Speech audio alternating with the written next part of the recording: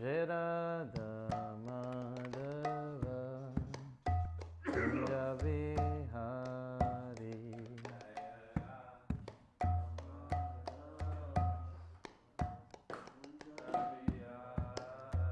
Jaya Radha Madhava Kunja Vihari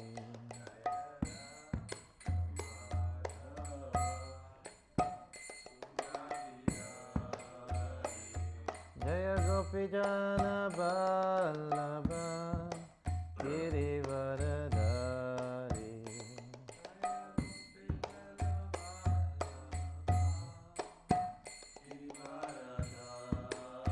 Jaya Gopijana Vallabha Girivaradhari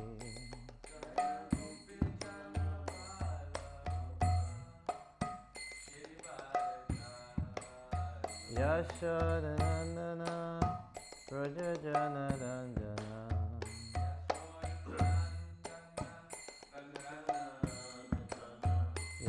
Yashodanandana Prajajana Ranjana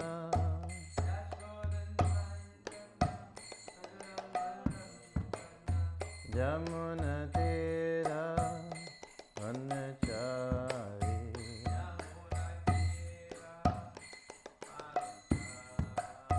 Jamuna Tira Vanachari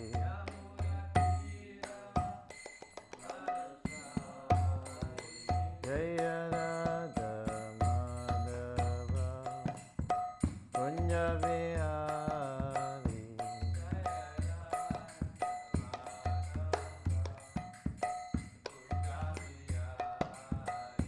Jaya Radha Madhava Kunja Vihari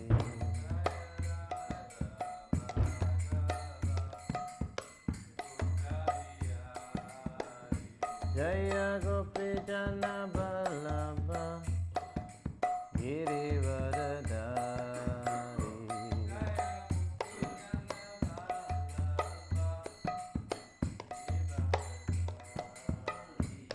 Yashodanandana Rajajana Ranjana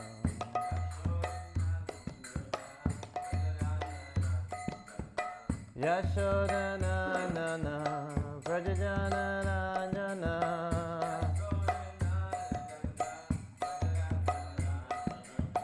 Jamuna Tira Vanachari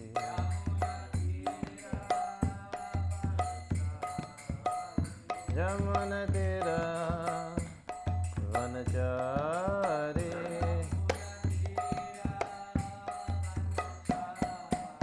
Jaya Radha Madhava Kunja Vihari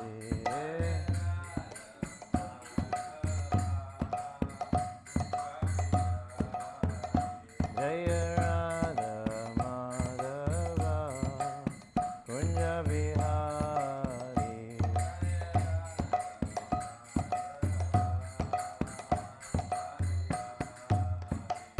Hare Krishna Hare Krishna Krishna Krishna Hare Hare Hare Rama Hare Rama Rama Rama Hare Hare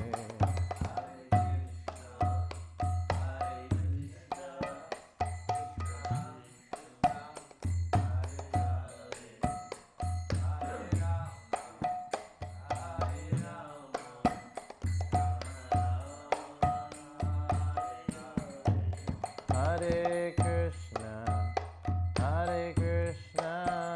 Krishna Krishna Hare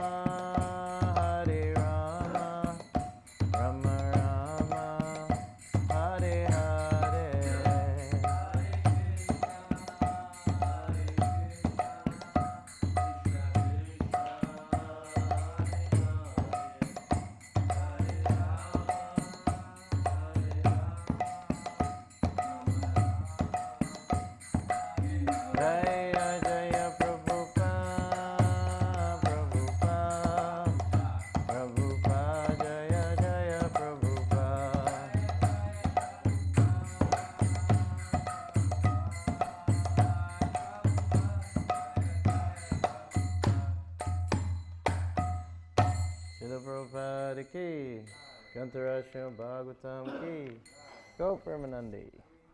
Let it flow.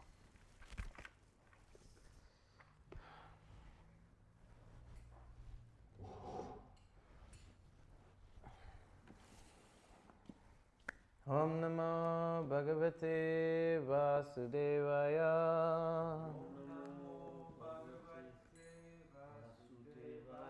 Om Namo Bhagavate Vasudevaya. Om Namo Bhagavate Vasudevaya. So we're reading Srimad Bhagavatam, Canto 3, Chapter 22, Text 14. Translation and purport by His Divine Grace A.C. Bhaktivedanta Swami Srila Prabhupada Ki Jai. Svāyambhuva Manu continued, O wise man, I heard that you were prepared to marry. Please accept a hand which is being offered to you by me, since you have not taken a vow of perpetual celibacy. Purport. The principle of brahmacārya is celibacy. There are two kinds of brahmacārīs. One is called naiṣṭhika-brahmacārī, which means one who takes a vow of celibacy for his whole life, whereas the other, the upakurvāṇa-brahmacārī, is a brahmacārī who takes the vow of celibacy up to this certain age. For example, he may take the vow to remain celibate up to 25 years of age. Then, with the permission of his spiritual master, he enters married life. Brahmacārya is student life, the beginning of life in the spiritual orders, and the principle of brahmacārya is celibacy. Only a householder can indulge in sense gratification or sex life, not a brahmacārī. Svāyambhuva Manu requested Kardama Muni to accept his daughters since Kardama had not taken the vow of naiṣṭhika-brahmacarya. He was willing to marry, and the suitable daughter of a high royal family was presented. Omigyan timidandasya gyanana shalakya chakshumitam yena tasmai shri gurave namaha Shri Caitanya manobhistam stapitam yena bhutale Svāyambhuva dadati svavedantikam Vanchakapatudubhischa kripasindu vyevacha patitanam pavanebhyo vaishnavyo namo namaha Yata yasmin duskurum sukurum bhavet Vismite vipriyati Shri Caitanya ninamitam Jai Shri Krishna Caitanya Prabhu Nityananda Shri Advaita Gadadha Shivasari Gauda Bhaktarinda Hare Krishna, Krishna Krishna, Hare Hare, Hare Rama, Rama Rama, Hare Hare. So, brahmacārya means one who always dwells in spirit. That's the meaning of brahmacārya. So, Brahman is spirit, and acārya, one who dwells in spirit. So this is the first step of human life. According to the Varnashram system, if you live for 100 years, your first 25 years is meant for celibate life. Second 25 years, household life. The next 25, retired life, vanaprastha. And the last 25, sannyas, renounced. Here we have descriptions of brahmacārya. There's naiṣṭhika-brahmacārī and there's upakurvāṇa-brahmacārī. So we have examples of naiṣṭhika-brahmacārīs in our modern acharyas. Srila Bhaktisiddhanta Saraswati Thakur was a naiṣṭhika-brahmacārī. He never married. Even this it counts as not even having a girlfriend. It actually just means never losing any semen. That's a naiṣṭhika-brahmacārī. And Srila Bhaktisiddhanta was so powerful he could do such a vow. In Kali Yuga, it's very hard to find such people because the society is geared towards men losing control of their mind and senses. And if you look at any advertisement, there has to be sex involved, sex sells. Because the backdrop of this whole material manifestation is sex life. the material world is known as maituna agraha, which means the shackles of sex life. One time I was doing book distribution in Melbourne. It's a cold day, and I tried my best. And then I was looking across the road, and there was like all these police. They jumped onto this guy and arrested him, put him in handcuffs, and put him in the back of the van. So in my mind, I was thinking, oh yeah, I definitely never want to do what he did because he's in shackles. So in the same way, we've been shackled in this material world by sex life. But the weird thing is that everyone is chasing these shackles. Voluntarily, please shackle me up to sex life. In the 11th canto, Krishna is talking to Uddhava, that's called the Uddhava Gita. And he says the greatest distress is the pursuit for sex life. Just the pursuit alone is enough to cause the greatest distress. This is Krishna's opinion, he knows. The greatest happiness is to be transcendental to the three modes of material nature. And we're so fortunate that we can be transcendental to the three modes very easily. Krishna says in the 14th chapter, Mam cho virchirena bhakti yogena sevate saganan sametaitan brahma bhuyaya kalpate. That when one unflinchingly, in any circumstance, engages in bhakti yoga, at once they transcend the three modes of material nature. And that way they attain the platform of Brahman. They attain the spiritual platform. You become brahmacārī. You dwell in Brahman. You dwell in spirit. So easily done by bhakti yoga.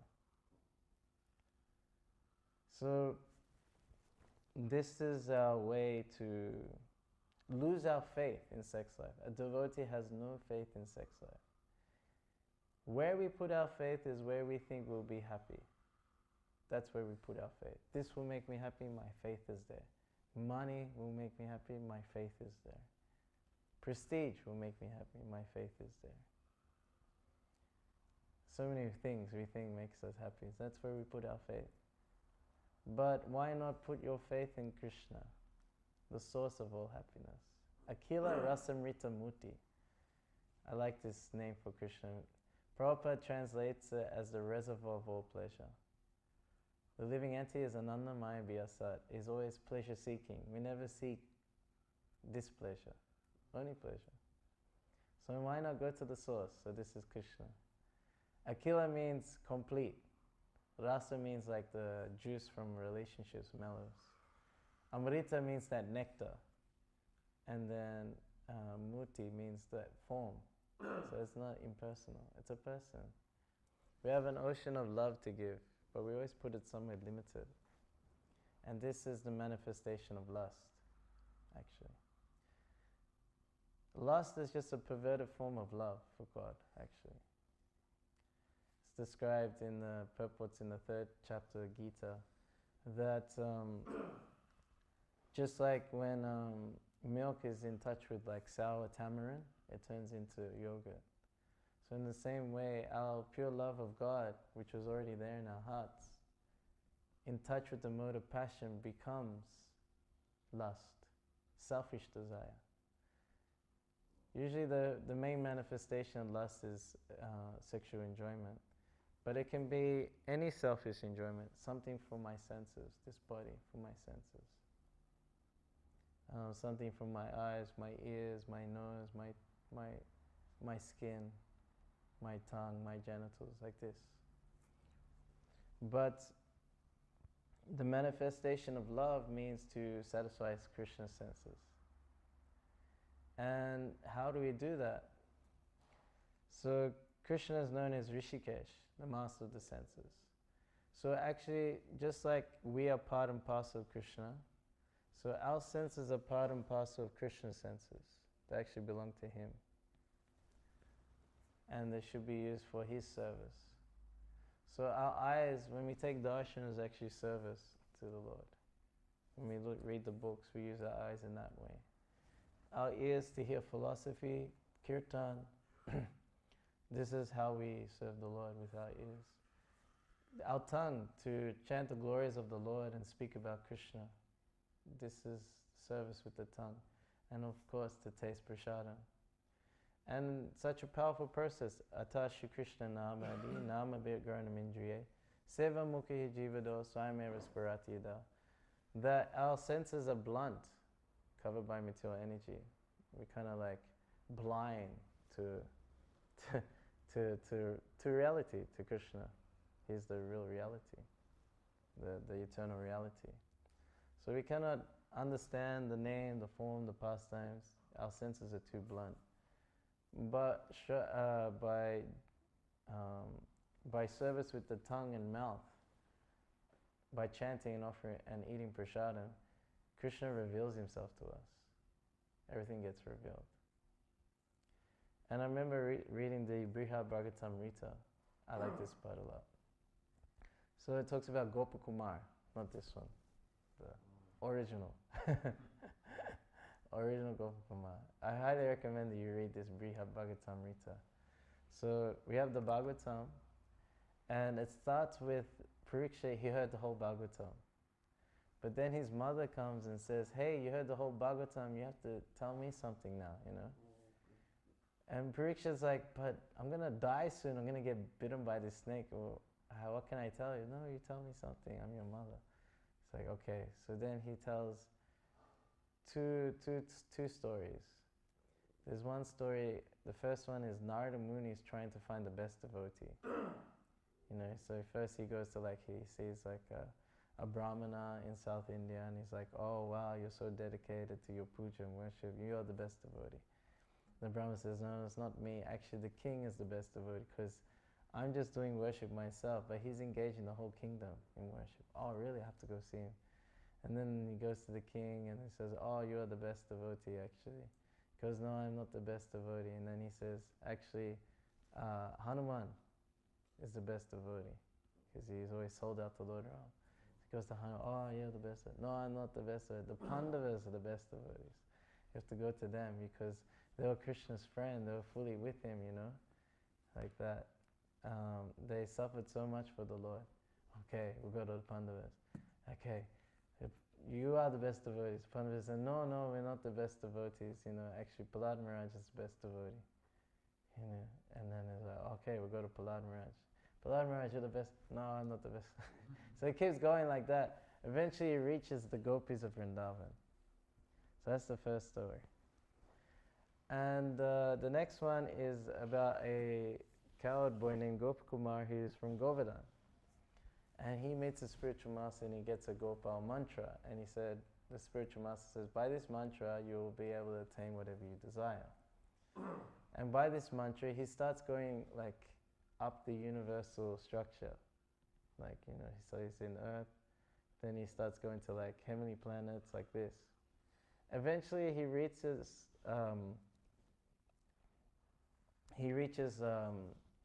the abode of Lord Shiva, which is beyond the Brahmana effulgence and everything. And it's quite interesting. So he comes to the abode of Lord Shiva, and he doesn't know who Lord Shiva is. He just sees this golden person with snakes on him and everything. And then his son Ganesh comes and says, actually he's the Supreme Lord. Everything rests on him like this. And like that, oh, I didn't know. And Lord Shiva, he sees Gopakumar dressed like a cowherd boy, and he becomes ecstatic. It's like, oh, you're from Govardhan? Wow! You know, he's so ecstatic that someone from Vrindavan is there in his abode. He says, yeah, you know, you stay with me here, you know, it'll be great. We can talk about Krishna and everything. But Gopakumar, he wants to see his Gopal, like this.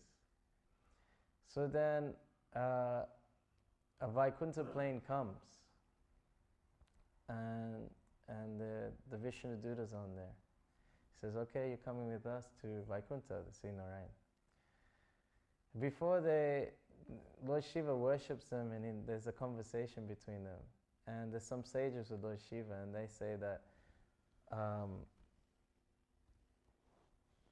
they have this, the best way to meditate on the Lord is to have the mind fixed, meditating on the form of the Lord. It's all about the mind, you know. When one just chants, you're just moving your tongue and mouth, and it's not. It's more external, but like the mind, yes, this is full meditation. This is like real stuff. Gopakumar tried that in Tapaloka and he didn't like it because he wants Krishna directly. He wants all the senses to capture Krishna. So then Lord Shiva asked the Vishnudutas, he goes, what do you do in Vaikuntha? He says, we just do Sankirtan. We just chant the glories of the Lord. And he's like, but what about what these sages are saying? He said, this is like external. He goes, no. They say it's not external. By chanting the holy name of the Lord, one activates their super senses. I like that a lot when they say that. By doing Sankirtan, you activate your super senses. So we have these material senses, but we have the senses of the spiritual body that are covered up. So by chanting, you activate it. Even though it looks like you're just moving your mouth and tongue. So that's what they do in the spiritual world, in Vaikuntha. They're just doing something. We're doing here and now. So that's the best way to transform that lust that's in contact with passion into love.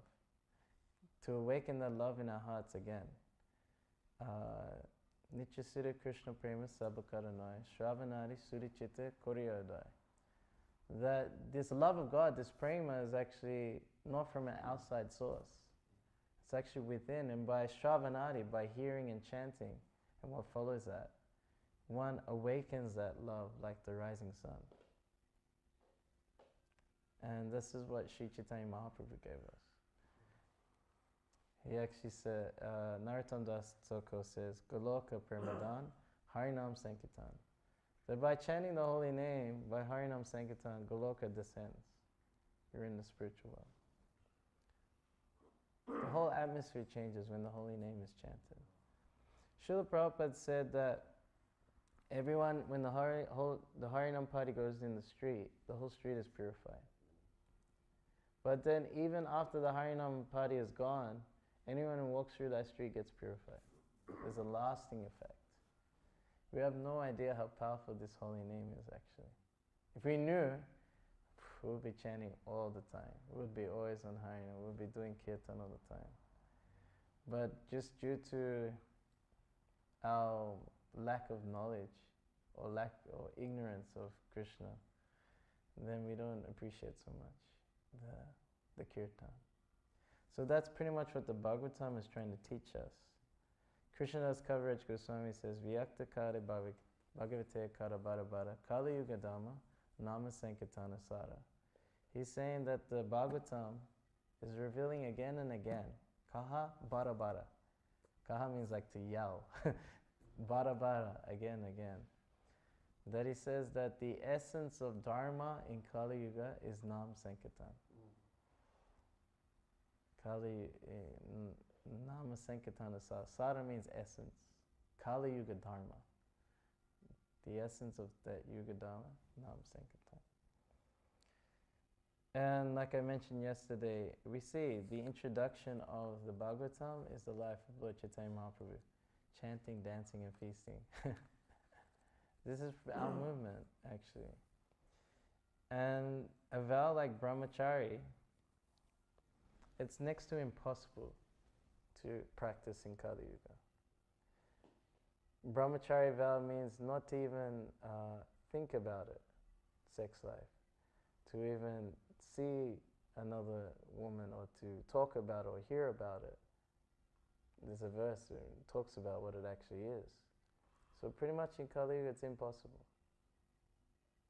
You know, and so many men have had illicit connections leading up to this, and even if that didn't happen, unfortunately young men are addicted to pornography, which is capturing the minds of so many. And then when they come even to try and have a relationship and be married, because of that warped nature of pornography, it ruins relationships as well. So even materially, people cannot be stable just because of the over-sex civilization that's been created by modern society. So what is our hope? It's Sri Chaitanya Mahaprabhu. My spiritual master, His Holiness Kardama Muni, he was talking about living in the Amsterdam temple. And they would used to put all the devotees together in one pile. And then he had to take it to the laundromat. So he just looked like a donkey, you know. There was like this bundle of clothes and there's just feet on the bottom. And he's walking to the laundromat and obviously has to walk back. But on the way, there's like a building saying like this, the Dutch, it was like some political parties, the Dutch party for some sexual reform. And you know, it's all, and on the windows there's all these like perverse versions of sexual enjoyment, like full out there. And Amsterdam's like that. I mean, the red light district you have there's the ladies in the window kind of thing, and they really took that perversion to the maximum level. Amsterdam's the place. So imagine being young brahmacārī walking through this. What is the hope of like maintaining your celibacy? So the only hope is Sri Chaitanya Mahaprabhu. It says he was saying that Lord Chaitanya cuts the arrows of Cupid when we're being shot by sex desire. He cuts those up because we are dedicated to his mission. And if one is so disturbed by this sex desire and it feels like, no, this is too much, one can call out to Lord Nityananda in their heart. He's so merciful. I remember doing that a few times. You're on the street, you're doing book distribution. You know, it's not just men, but also women, and you're trying to maintain, like, you don't want to feel like you're trying to hit on the girls or something like this, you know. You don't want to look at them as like a sense object, but your senses don't care. And it feels like they're more powerful than you. And then you just call out, Nityananda, like that from your heart. You just call out. And then he comes and helps. He goes, no, it's okay, I'm with you. You can call out. There's a story with Giriraj Maharaj. So this was during, I don't know if you read the Lilamrita yet? Prabhupada Lilamrita? This condensed version? Okay, so you kind of know. Okay, that's fine. You read it, Abhimanyu? The biography of Prabhupada, you read? Abhimanyu, you read? Yeah, they give class on it. Oh, they give But I class. haven't like read the whole thing. Okay. So you know about getting the Juhu temple, right? That was like a really tough battle I don't think in Mumbai. knows it, but I know it. They got this land, and then another guy tried to cheat him out of it, Yes. Mr. Nai, and like this. So when there was like a lot of court case going on, and Giriraj, he was brahmacārī then. He's the son of a lawyer, so he knew how to work the law courts. You know, he was sort of representing. And Mr. Nai hired a prostitute to try and make him fall down. So he was in a taxi, Giriraj brahmacārī, and all of a sudden this beautiful woman walks in, sits right next to him, and she's getting closer and closer, and he's thinking, oh no, this is it, I'm gonna fall down, this is it, it's over, you know, I'm gonna fall down. And then a thought came to his mind. So, but what would Prabhupada think? What would Prabhupada think? And just by that thought of like this love for Prabhupada, dedication to Prabhupada, he was able to like escape that situation. So it's by Lord Chaitanya and his representatives. We have to be connected to Lord Chaitanya. Some people want to jump and go to the Radha Krishna's pastimes, the Rasa Leela, the intimate conjugal pastimes, and hear these descriptions, thinking that this will conquer their lust. But because they're on the bodily concept of life, you're a Kali Yuga creature. You'll only think of it as sex literature. You'll think of it as like, just like in this world, young women and young men come together. You'll think of it that way, and you'll be disturbed further.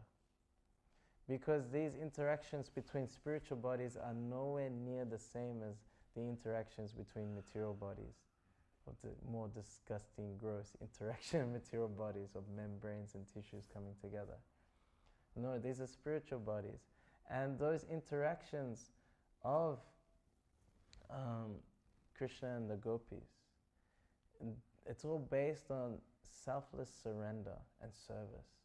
Somehow, whatever it takes to increase the pleasure of Krishna, that's my happiness. And if my unhappiness helps Krishna become happy, that's my greatest happiness. Complete selfless service, actually. There's no type of love like this. You'll never hear a love like this, actually. This is true love. This is the basis of their dealings with Krishna. Not this whole physical, or let me enjoy. No. What does Krishna want? And let's increase his enjoyment. And this is why Sri Caitanya Mahaprabhu appeared. He's Krishna himself, the supreme enjoyer. And he's wondering, I'm the supreme enjoyer, but I see my devotee, Srimati Radharani, is enjoying a million times more than me. And then when she sees that I want to enjoy another gopi, she pushes that gopi forward to be with me. And her enjoyment increases 10 million fold. What is it about me that's so enjoyable? I'm the supreme enjoyer. I should know, but because he's the object, he cannot enjoy himself. What is it about me that Radharani loves? I want to taste that. So then he takes the bhava of Radharani, the mood of Radharani. And Srimati Radharani, she said that, yes, you can take this jyoti of mine, the effulgence, this color, this golden color, because you'll become mad and ecstatic out of love for Krishna. You'll become mad. You'll jump and crash and roll on the ground and smash your face like this. So for you not to hurt yourself, I will take all those hits so you can enjoy without feeling any pain. What kind of love is this? It's so selfless. And he came, and how did it manifest? Not only just by experiencing that love, he did it, the love was manifesting by performing Harinam Sankirtan, by hearing Krishna Katha, by associating with devotees. Pretty much what we do in this movement, we're pretty much following in the footsteps of Sri Caitanya Mahaprabhu. And that love was never available before. This love of the residence of Vrindavan for Krishna. It was always Vaikuntha, Vaikuntha.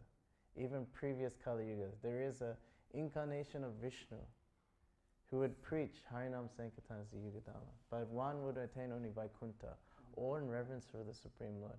But this most intimacy was never given until Sri Caitanya Mahaprabhu came.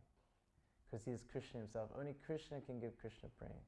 Advaita Acharya understood this. That's why he prayed and cried. He had worshipped the Shalagram Shila with Ganga Jal and cried for Krishna himself to appear in this world. To give Krishna prema, the love of Vrindavan. So, there's no way to achieve Vrindavan without the mercy of Gaura-Nitai. This is the point I'm trying to make. It's through them that we get this highest love, that highest understanding. And that is done by serving their mission. Krishnam Varanam Tasa Krishnam Sangosto Pasadam Yagye Sankirtana Praya Yajanti Hisamerasa. That Krishna appeared not in a blackish form. He is always chanting Krishna's names. He appeared with his associates and weapons. His associates, the Panchatattva. His weapon was his beauty, actually. And what did they do? Yagye Sankirtana Praya. People worship him by Sankirtan Yagya. Those who do this have good brain substance, Sumedasa. So this is our way to execute real brahmacārya, to be always on that spiritual platform. Where there is naiṣṭhika-brahmacārī, whereas grihastha-brahmacārī, one needs to be dedicated to the mission of Sri Caitanya Mahaprabhu. One needs to always take shelter of Srila Prabhupada. And it's so easy. Prabhupada's available in the book, actually. If you're like worried, what am I going to do? What am I going to do? if you're stuck in a situation where you're overcome by lust or anger, you can get really angry and you're going to offend someone. Or you're going to be greedy for something. You see some wealth, opulence, and you want it for yourself. You know it's wrong. Then you call out to Prabhupada, Namo Vishnu Padaya Krishna Prasthaya Buddhale Shrimate Bhakti Vedanta Swami Iti Namani. Namaste Saraswati Dev Gauravāṇa-brahmacārī Nivashesha Sunyavari Pashita Deshatani. You stop for that moment, you chant Prabhupada's pranam mantra, and you pray, please set me free from these disgusting things in my heart. And he'll help you. Prabhupada said, you put your problems in front of me, just by one kick, I can get rid of them. But we have to put him in front of Prabhupada first.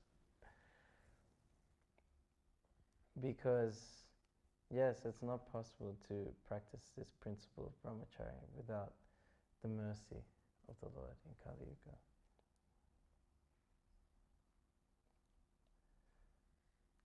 And if one cannot maintain such a vow their whole life, then one can marry, but still there are vows in that ashram.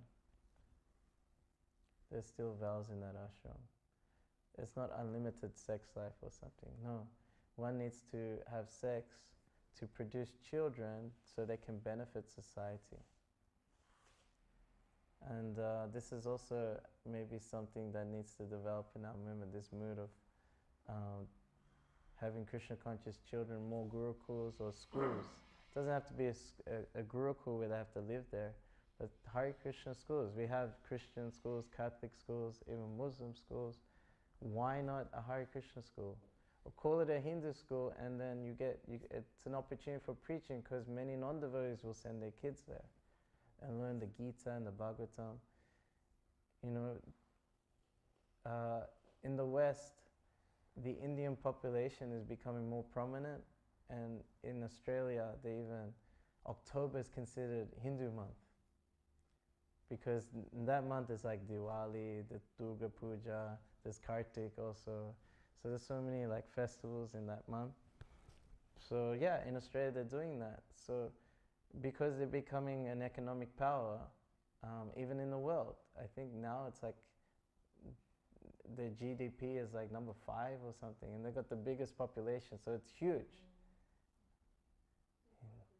You know, so why not have educational facility that's based on the Bhagavad Gita and the Bhagavatam?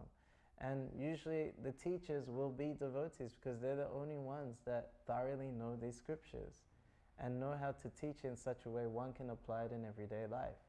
It's not just theory, it's not just, oh, let me show off my slokas. No, I'm going to live this. Our movement is very young. It's only 50, 60 years old. Christianity only picked up after 400 years after Lord Jesus Christ left. So there's a lot of ground that's been covered already. But yes, we still have to do this. Even though our movement has had a history of teachers in gurukuls misbehaving, doesn't mean you throw out the whole system. But a lot of devotees that I know now, they're doing homeschooling. It is hard because you still have to maintain the household and teach your kid. So what some devotees have done, there's like a group of devotee parents, so then each parent teaches a certain subject. So then for a certain subject, one parent would teach that. And then so they have friends, and they're not like home alone or something. And then, they sort of move around to each devotee's place, and they get schooled that way, but they come up with great character. And I've seen kids, they've been homeschooled the whole life, and they're like 15, 16 years old. And they're so sweet kids, very intelligent. They go into the mainstream schools just to do the exams, and they just ace them, because they're not bombarded by junk in their mind. Like, I'm traveling with Nitai Padakamala. He was telling me all this stuff in school was easy, I didn't need to study or nothing, because I could just listen and understand. His mind was not bombarded. He's been chanting rounds, he lives a pure life, so for him to take information was easy. But the other kids were so slow compared to him. But for some reason, there are many devotee parents who think, no, I don't want them to be outcast in society. They'll miss out on so much. Actually, all the terrible things you learn is in the schoolyard from the other kids. Why would you want to put your kids in such a situation? So yes, Prabhupada is correct saying that these modern education facilities are slaughterhouses for our children, spiritual slaughterhouses. And we can see the result of modern education. They create animals. Every year we do this thing called schoolies on the Gold Coast. The kids finish their metric, 30,000 kids go there. And what do they plan to do? Drugs, alcohol, illicit sex. And many are like dying from overdose. Many get alcohol poisoning, they have to get their stomach pumped out. Girls get raped, many girls losing virginity. Many people have such a terrible time. Some are getting into fights in the evenings just because of frustration. Animals, literally. That's the result of modern education. Why would we want to put our kids in that situation? We need to protect our children. We need to create an atmosphere where they can grow up in Krishna consciousness. They may not practice brahmacārya and be in a temple at 5 years old, but no, the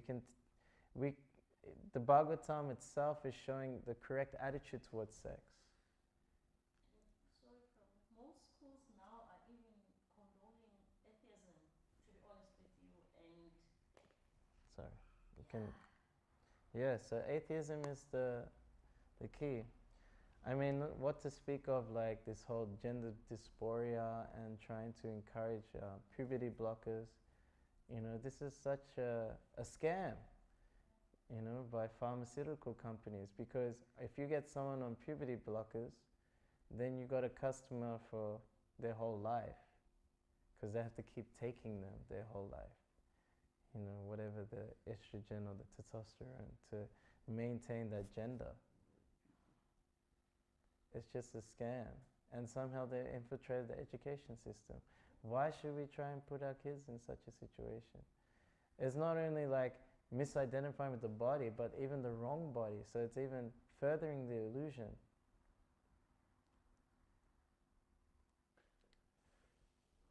So getting really political now.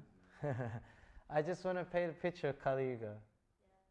It's really there, it's out there, we're safe in the temple, but it's there. and it's only the beginning. So that's why the Sankirtan movement needs to spread. We need to get the books out there. We need to get prasadam out there. And, you know, in South Africa, you can easily enter education institutions with prasadam, at least. Food for life for kids. Yes, we're going to do it. Yes, bring them in. Healthy vegetarian foods. Yes. Bring them in. And then, hopefully we have our own educational institutions. So what? Call them Hindu schools. We'll take it, but we'll be the educators. Prabhupada made ISKCON to establish a class of brahmanas so they can guide society. But we can only be brahmanas if we become well versed in these books, the law books for the next 10,000 years. And the manifestation of these books should be the chanting of the holy name going widespread to every town and village. This is how we take shelter of Sri Chaitanya Mahaprabhu. This is how we can conquer lust. This is how we can conquer greed and anger. So I'll stop here.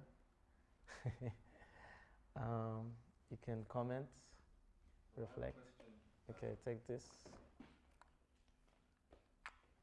Because I know the word lust is being used, but lust is karma, right? Karma, yeah. Karma, right? But it's not just sexual desire, it's more like our general desire, you know, to want money, to want... because I think sex is just the most ultimate... Yes. So yeah, it's the ultimate enjoyment for human society. But if we like try to dovetail that love in Krishna consciousness, isn't that still lust? Like to say, oh, I want to do this service, you know, you still have that strong desire.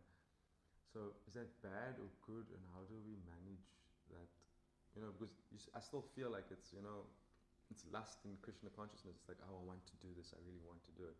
So how do we... Oh wait, so you're talking about doing like something for Krishna? Even if it's, let's say... But it's like your idea. Yeah, let's say it's even like, oh, I really want to do Harinam. But it's like, oh, you really want to do it, sure. I want to do it. It's still lust. No. No. No, that's love.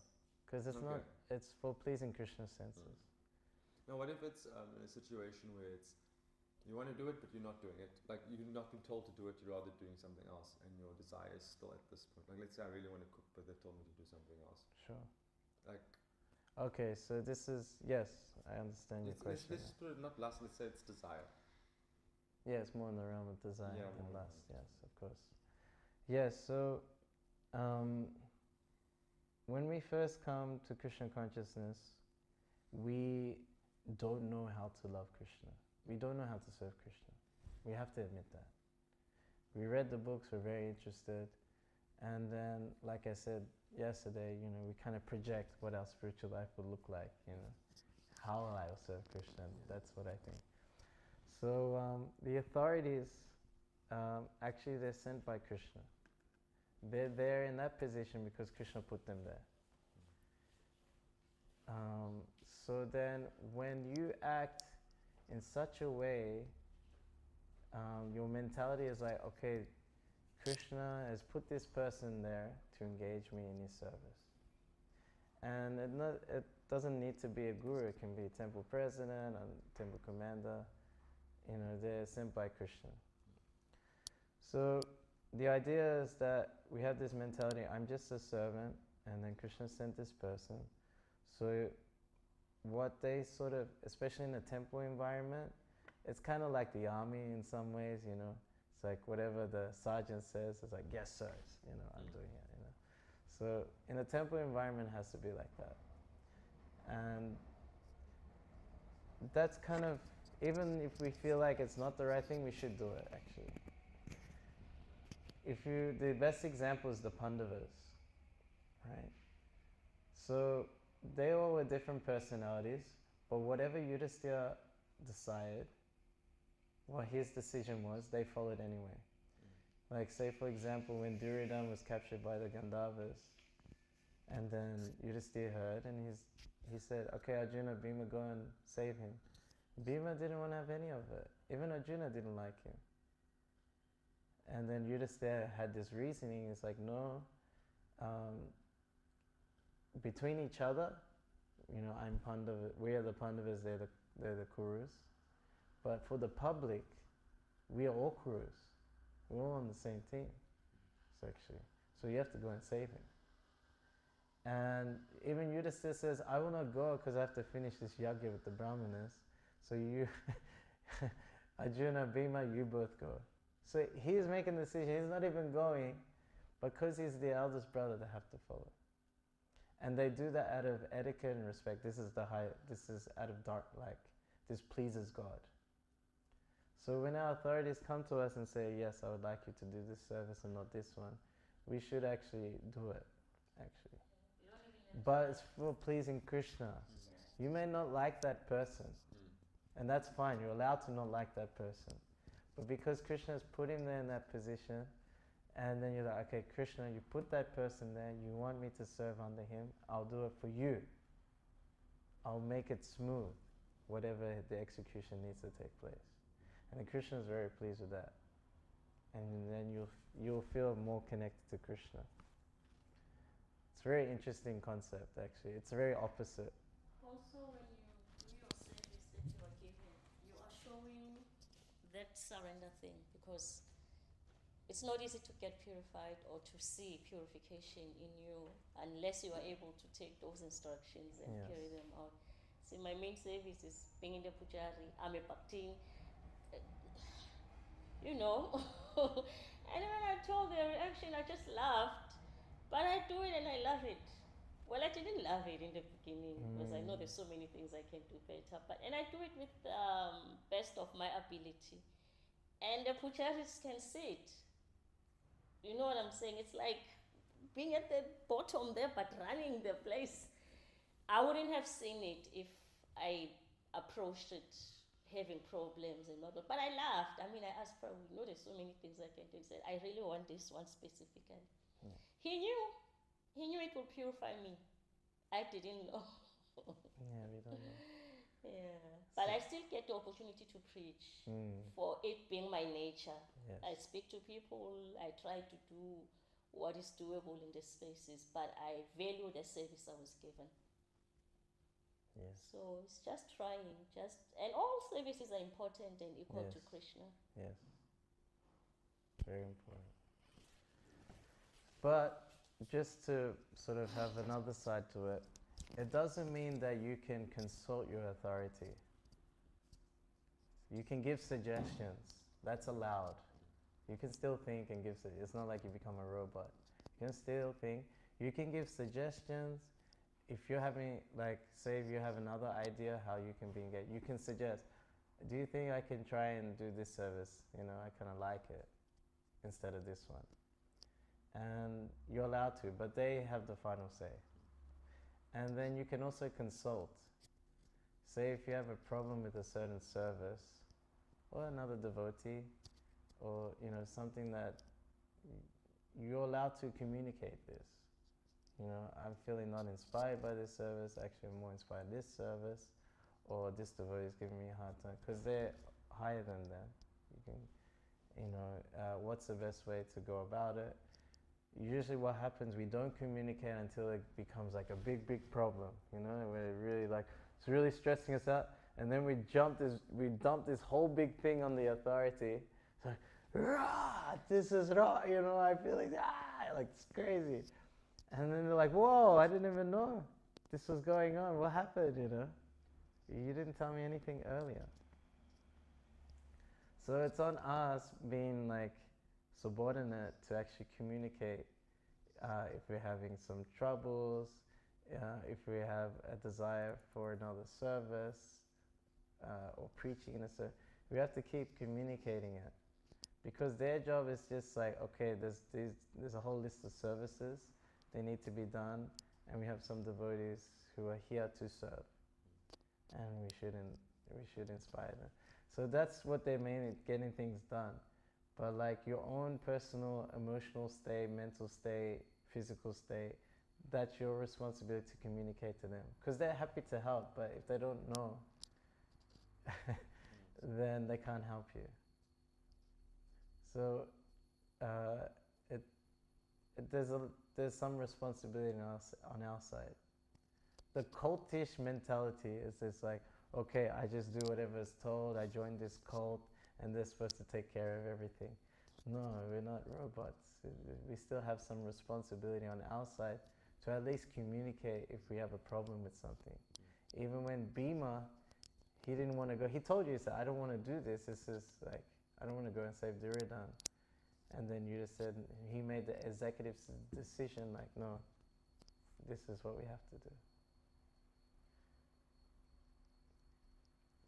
As you go on, especially when you get initiated, have a spiritual master, then you have what seems to be an even higher authority, representative of God.